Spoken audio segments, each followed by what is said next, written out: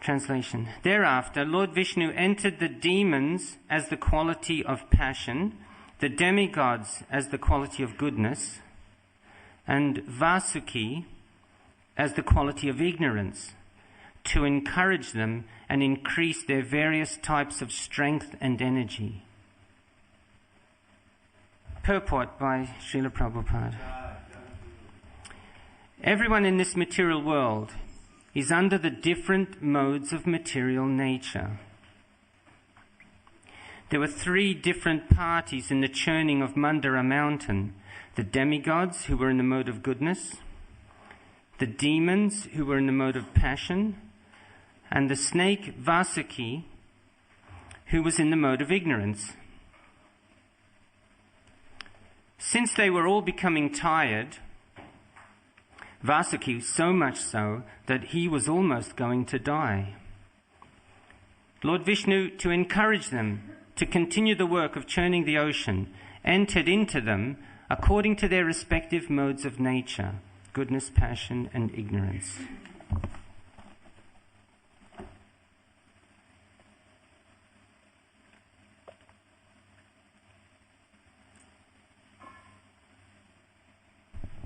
Amajnana Timrandasya Gyananjana Shalakaya Chokshomilitamina Tasmai Shri Gurave Namaha.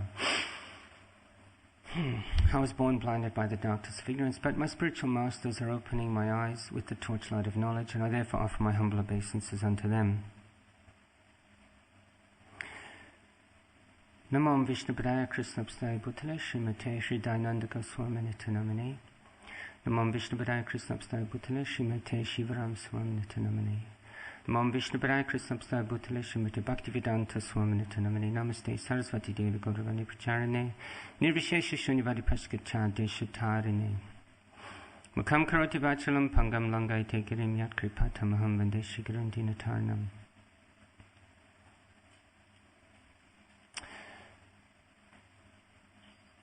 Shinvatasharayanityam Grinatas Chashvasheshtikam Kalinanatadirgena Bhagavan Vishate Hridi.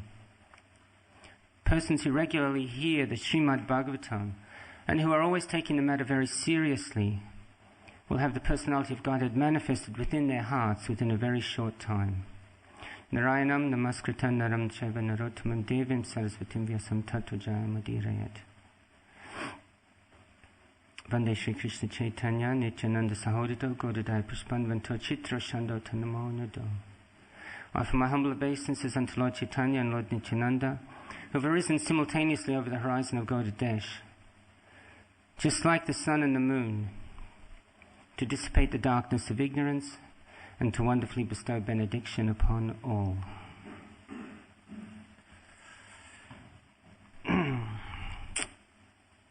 Tatasuran avishad asurena rupena tesham balaviryam irayan udipayan deva ganams javishnur daivena nagendram aboda rupaha.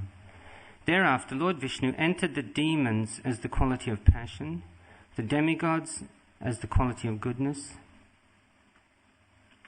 and Vasuki as the quality of ignorance, to encourage them and increase their various types of strength and energy. There's a lot of lessons in this pastime, churning the milk ocean, and many lessons on many levels.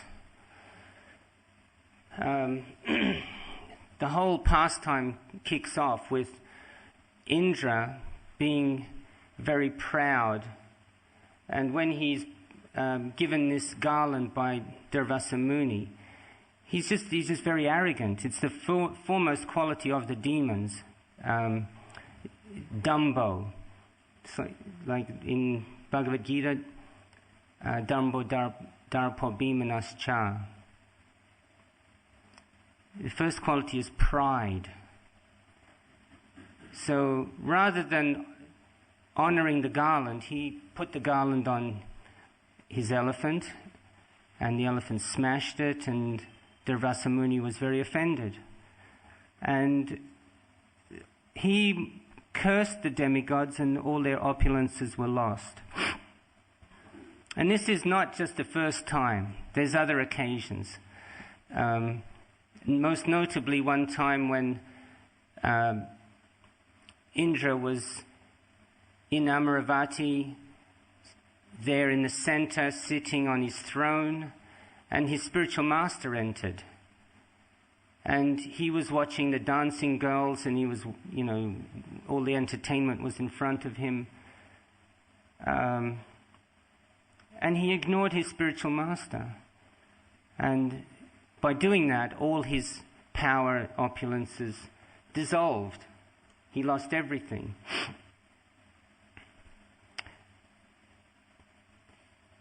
So the same things happened here.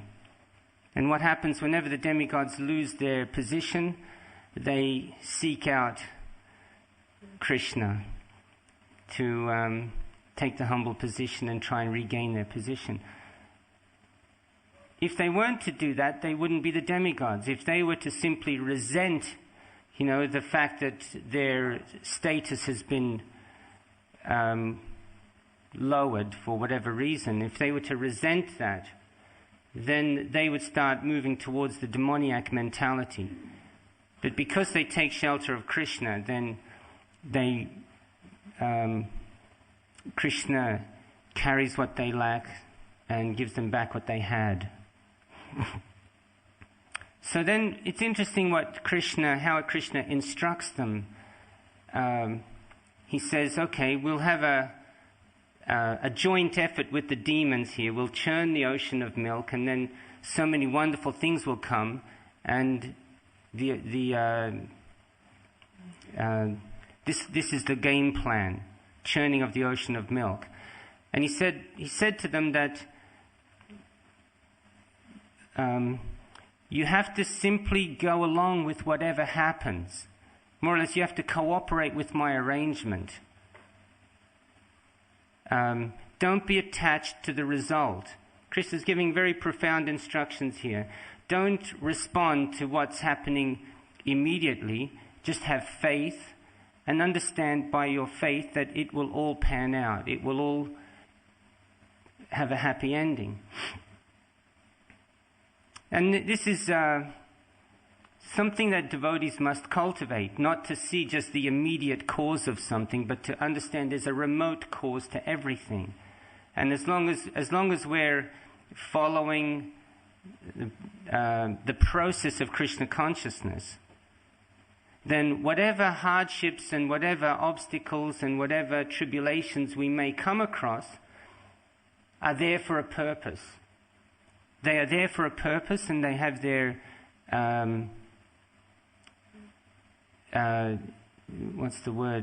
efficacy. Efficacy means that it will create the desired effect ultimately. Those trials, tribulations, and obstacles are there simply as stepping stones for us to achieve the higher goal. We have to have that faith.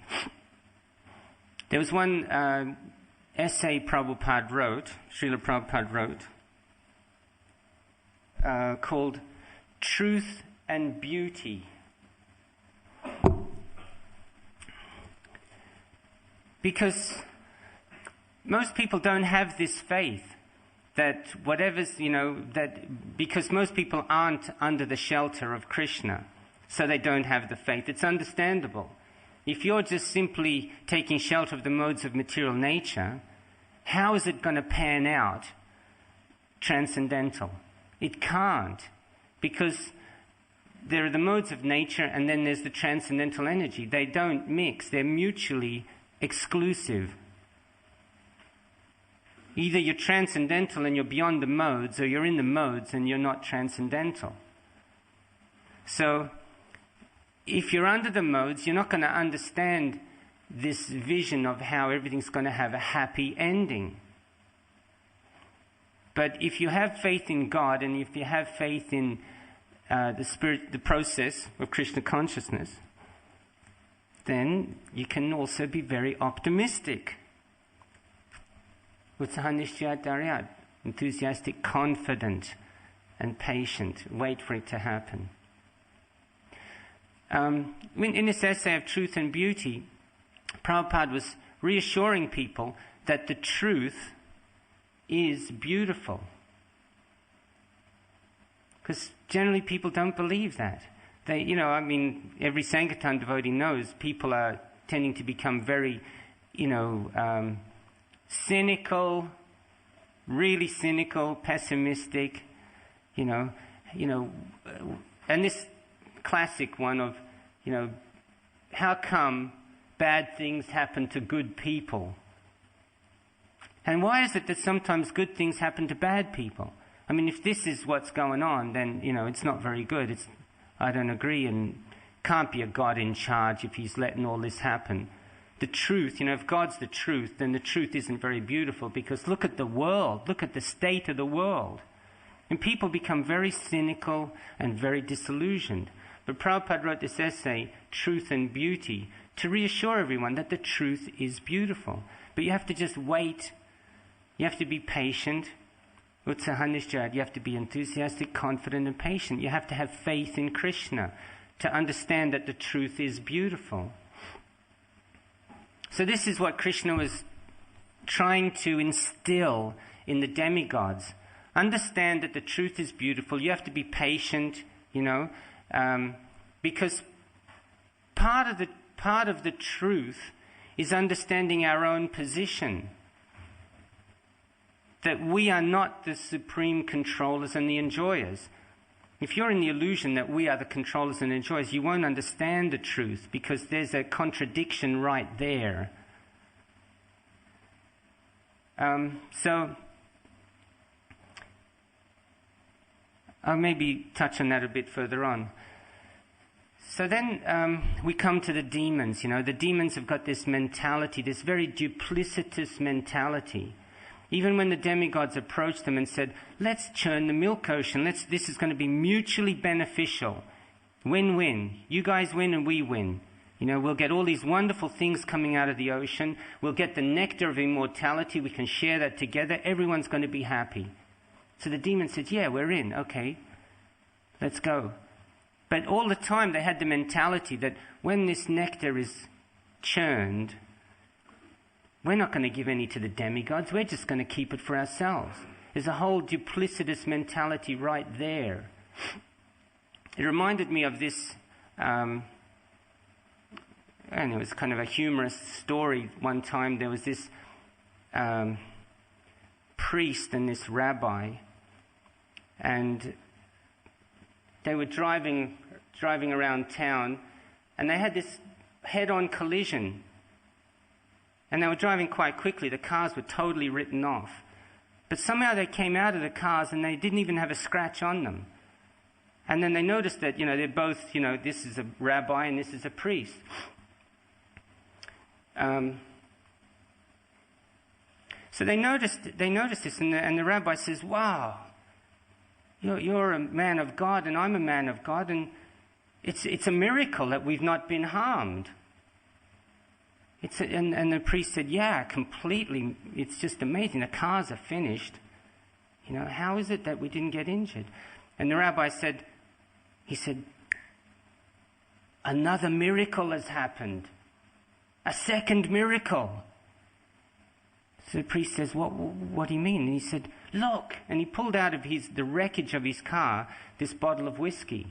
He said, the bottle's not been broken. Everything is smashed, all the cars, and this is still not broken. I think God wants us to have a drink, to have a toast to the miracle of God and how he's saved us on this occasion. And the priest said, yes, let's have a drink. So the rabbi gives him the bottle, and he has a big swig of the whiskey. And he said, it's amazing. God works in such mysterious ways. And the rabbi says, he takes the bottle back. He says, it's just wonderful, isn't it? And the priest says, yes. And he says, have another drink. So the priest has another drink. And this goes back and forth, but the rabbi's not drinking. And then the priest suddenly notices he's a little bit tipsy. He says, we're celebrating God. Why aren't you having a drink to celebrate God? And the rabbi says, I think I'll take my drink after the police report. So very cynical, it's kind of a very duplicitous. He just set the guy up. He sort of set him up. Now he's going to be the drunk driver and he's going to get into trouble. So the demons had the same mentality. let these guys just do the work, and then we'll just get all the benefit. Let's exploit the opposition. So that's a contamination. And that contamination panned out later, the law of karma is inescapable. It's infallible and it's inescapable. So later on, when the nectar came and they had it in their hands, what happened? They started fighting amongst themselves. Me first. No, me first. Get out of the way, me first. The division was there because there's a duality between, in their concept of what is right and what is wrong. It's an interesting subject, the whole criminal mentality is a very, very interesting subject. How does it come about? What's interesting also, just to keep in mind, like in the modern world, because people are atheistic, they think there are people who are evil and there are people who are good. And there are people who they're evil, they're always going to be evil. There's nothing you can do, they're just evil. There is evil and there is good.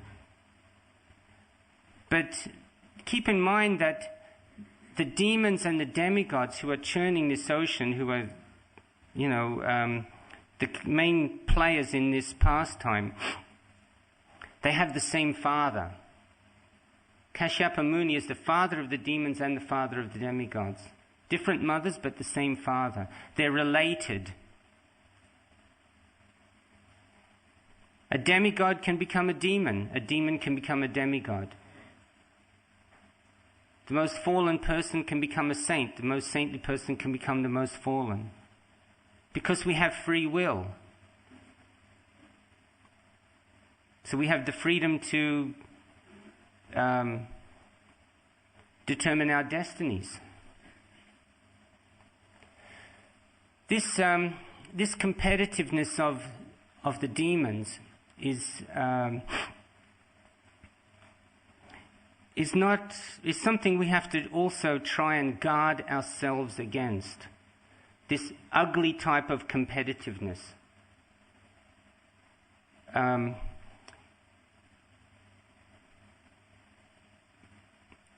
In Chaitanya Charitamrita, it explains that Nishada Achar Kutinata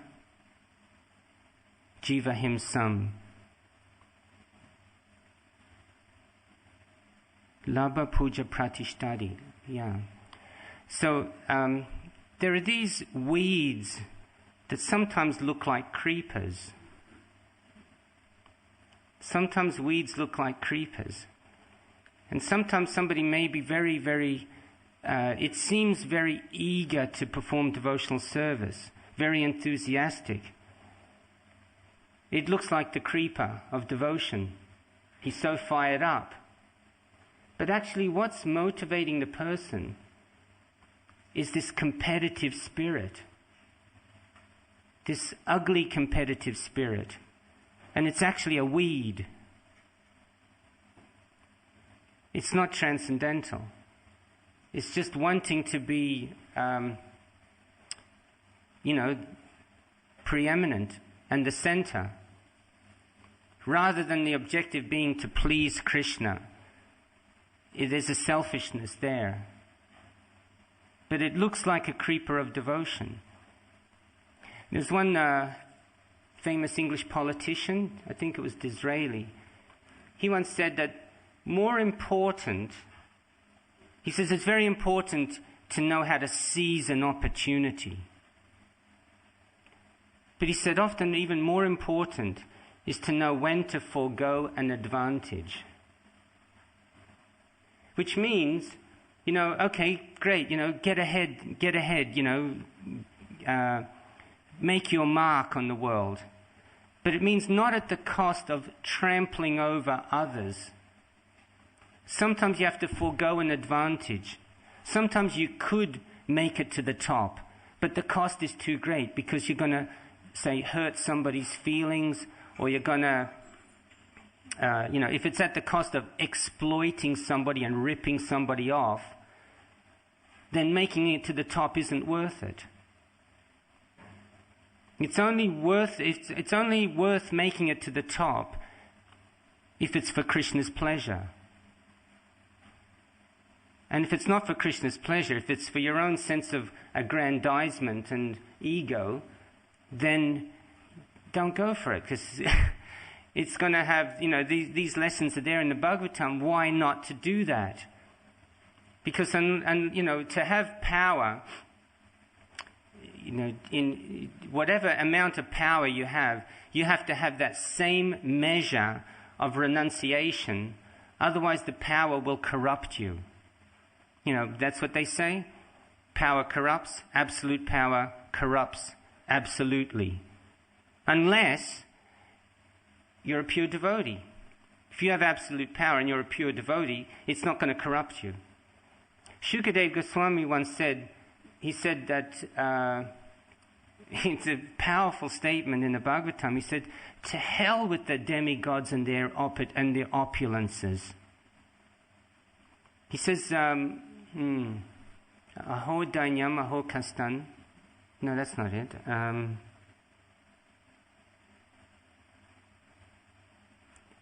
Yayacha anamya kirita koti bi. Samriddhi Bipurusha Buddhi Sakshinam. That's not it either. Sorry. Yayacha namya kirita koti bi. Padosprisham achutam artha sadhanam. Siddhanta etena vigrihate mahan. Suregraha ashu nivritti ishta.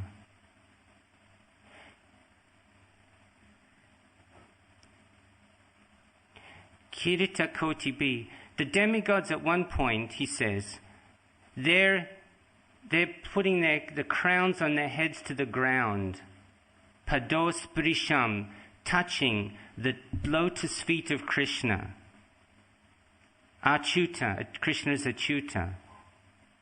Artha sadhanam, because they got something that they want. Just like here, they've approached Krishna. There's something they want. They're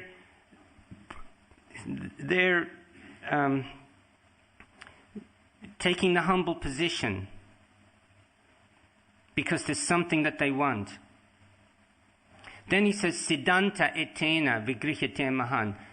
Once they've attained what they want, after having attained what they want, these great souls, mahans, these great demigods, they've chosen to fight Krishna. After they've achieved what they want, this is the pastime when Krishna took the parijat flower. And before that, the demigods had stolen so many things from them. And they asked Krishna, please get them back. So Krishna went and brought all the things back. And they were very happy. But then he says, I'm taking this parijat. And they said, no, you can't. That's exclusive to the demigods. You can't take that down to the earth where there's people who are on a lower level than us. And Krishna says, well, I am. And the demigod says, and then the demigods fought Krishna. There was a fight over the parijat flower. And at that point, Shukadeva Goswami said, to hell with them and their opulence. If that's the way they're going to be, to defend their opulence. It's very, in a sense, of tardy mentality. But these examples are there for us to study and learn from. So then, as this pastime unfolds, what happens from the churning? Poison comes out first. So there's many lessons in this, like if we're performing devotional service, there's a certain churning that goes on because we're renouncing material life, we're taking up spiritual life, and we're churning this process of Krishna consciousness. We're cultivating knowledge and we're cultivating renunciation. There's a churning going on. And what happens? The poison comes out. Certain anarthas and unwanted things come out. Tests. We get tested. And sometimes we fail the test. Shri Shri Radha Gokulananda ki jai, Sitaram Lakshman Hanuman ki jai, Shri Shri Dayal Nitai ki jai, Iskon Guru Vrinda ki jai.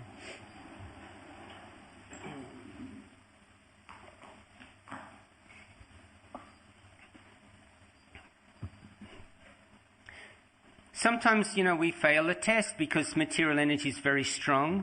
Prabhupada said it's like declaring war against the material energy. Sometimes the material energy just overwhelms us.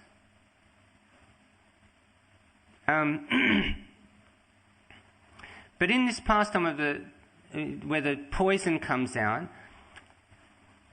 there is Lord Shiva to the rescue. And he drinks the ocean of poison. This great personality, Vaishnavanam Tata Shambhu, the greatest Vaishnav comes and he drinks the poison. And then things can proceed. So there's one lesson there that when the going gets tough, you need to take shelter of a great personality. Because we can't make it unaided. It's not possible for a tiny jiva to cross the ocean of material existence unaided. The material energy is too powerful. Daivihya Shagunamai. Just way, way too powerful. We have to take shelter of a great personality. And then the other lesson is we can't imitate that great personality. I think it's in this, somewhere in either this chapter or the next.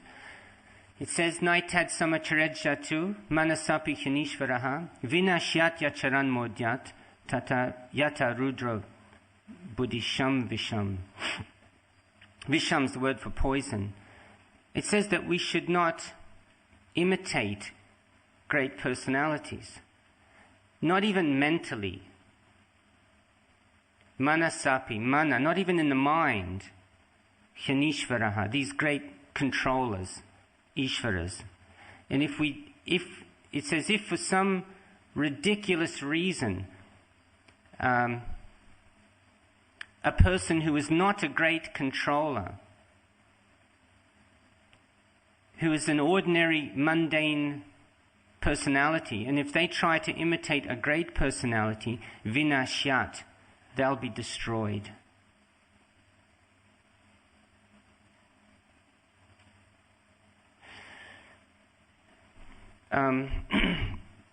So I was thinking of this, when the poison comes out and when the difficulties are there, and sometimes when we succumb to our own weaknesses, then I just was meditating how it is, we can look at Bhagavad Gita and think of that verse, Api chetsu daracharo, bhajate mamananyabhak sadareva samantavya samyak vavisanom hisa, vyavasito hisa. That, when it says there, on the extreme case, that even if you perform the most abominable activity, as long as you're properly situated in your determination, then you're to be considered saintly. So even if we have these setbacks, even if we do sometimes take up Maya's offer, then we should still understand that as long... It's like we should not become discouraged, but simply just put it behind us and just get on with the business of cultivating our devotional service. Get on with the business of the cultivation. Because it's not, it requires cultivation. It requires conscious effort. There's this thing about, Krishna consciousness is not Christianity. Christianity, certain types anyway, it's all by faith. You just got to believe in Jesus, and He died on the cross for you. So you can, it doesn't matter, after that, it doesn't matter what you do, what you say, what you think. Jesus died on the cross for you, you're going to heaven. But that's, it's it was Paul who developed this so-called theology. It's not even Jesus talking, but so it's faith above deeds. And we have this concept of mercy and effort. It always takes both. It's not enough just to pray to Krishna. Please Krishna, sort this out. We have to make the effort as well. One time, Guru Kripa asked Prabhupada, what does mercy mean? And Prabhupada said, it means when I push you. It's when I push you, to get you moving, to get you going, to get your momentum up, and you start doing things.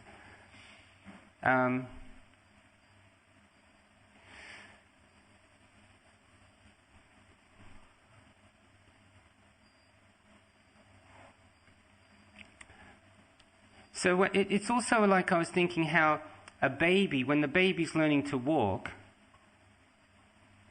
the baby doesn't learn to walk straight away. The baby stands up, falls down, stands up, falls down, and after a while it starts standing up more than it's falling down, and eventually it's standing up all the time. It's in control. So we're not the controllers. Sometimes we're trying to do something and we fail. But if we have that, purity and innocence and sincerity, we just get back up and try again. And if we fall down again, we get back up and try again, just like the baby eventually starts walking. You can take a lot of inspiration from watching a little baby learn to walk. And it's making so much effort. The desire has to be matched by the effort